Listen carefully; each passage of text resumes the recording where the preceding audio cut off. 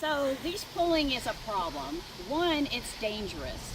One of the main reasons why owners and dogs get hurt is the dog is forcing you to go in a location that it wants.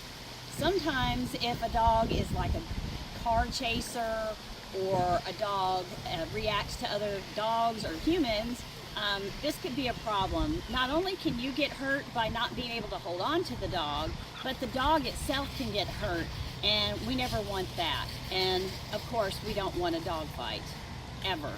So one of the things I want to talk about today is e-collar training to keep from leash pulling. It is a safe way that you and your dog can communicate, and it's also a safe way to get them to learn how to heel effectively. So the first thing that I want to talk about is his baseline.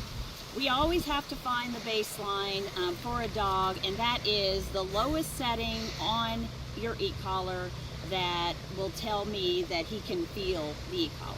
It feels like, I don't know if anybody has had a TENS unit before that kind of pulses your muscles. It just feels like that. And it's just communication with the dog. I am not shocking the dog or making him feel pain at this moment. I am just letting him know, hey, tapping on your shoulder, we need to communicate here, and you need to do something that I want you to do instead of what you want to do all the time.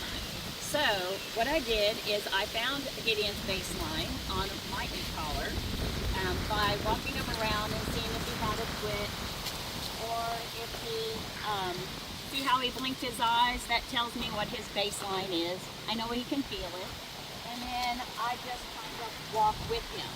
So when I walk with him around, I stem at his baseline, not hurting the dog, just to remind him that he needs to stay beside me. Anytime he goes somewhere else on that I don't want him to, I just kind of stem quickly until he's back still. And then praise the dog. Make sure you're always praising the dog when they're doing right. Yes, Gideon. So he goes right next to me. When he starts to go away from me, I stem until he's back right next to me. This keeps from leash pulling. Now this does take practice. Gideon has gotten really good at this, and it takes practice for you to understand and communicate with your dog where they're going and how to get them to come back. But it's actually a wonderful, easy way. And as you can see, I have control over the dog this way. Another way that you can try to get your dog to stop pulling is the stop and go method. The stop and go method, you just use your regular flat leash. When the dog starts to pull, you stop. It's as simple as that. You can also do redirect. Keep redirecting until your dog gets the hang of it. So we're going to show you this with Gideon. So the stop and go method is we're going to walk forward. And as Gideon pulls, I'm just going to stop. Turn around, face the other direction. I'm going to go again. He starts to pull again. We're going to turn around and go the other way.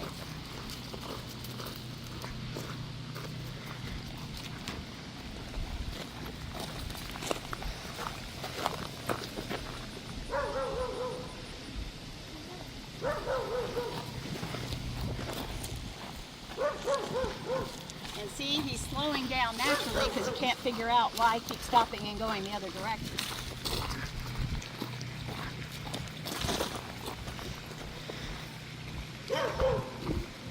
When you do this over and over again, the dog finally understands that he's not going to get his way.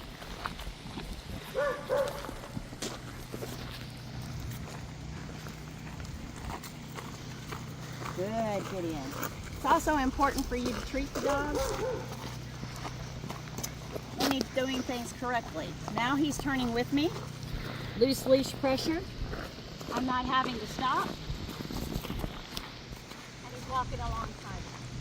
When he starts to progress, I'm going to turn around, go the opposite direction.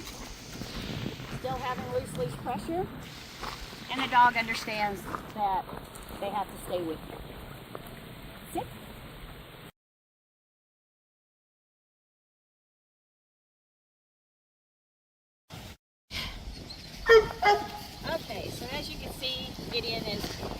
learning that he cannot pull me everywhere.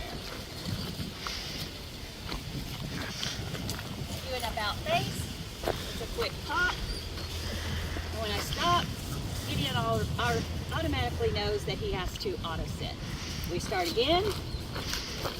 He stays beside me.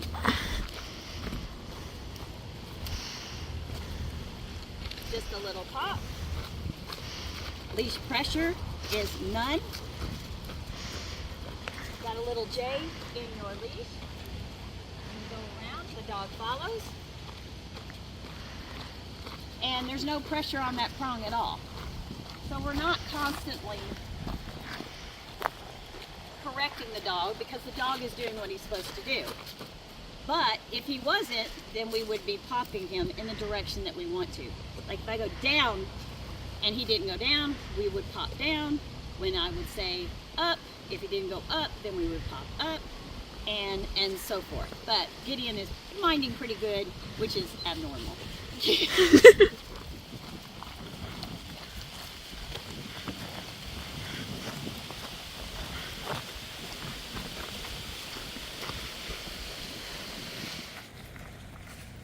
Okay, Abby is taking Gideon for a walk on the prong collar, and as you can see, when Gideon gets out of place, she just does a quick pop. You'll see quick pops when she goes the opposite way. When he starts to pull, that tells the dog that you are not going the way you want to go, you're going the way I want you to go. And then he follows without a problem. Prong collars are very effective when used properly. It basically simulates a mother's bite. And as you can see with the prong collar, you don't have to correct the dog very much before they understand. When used effectively and the right way, the prong collar communicates very well between you and the dog.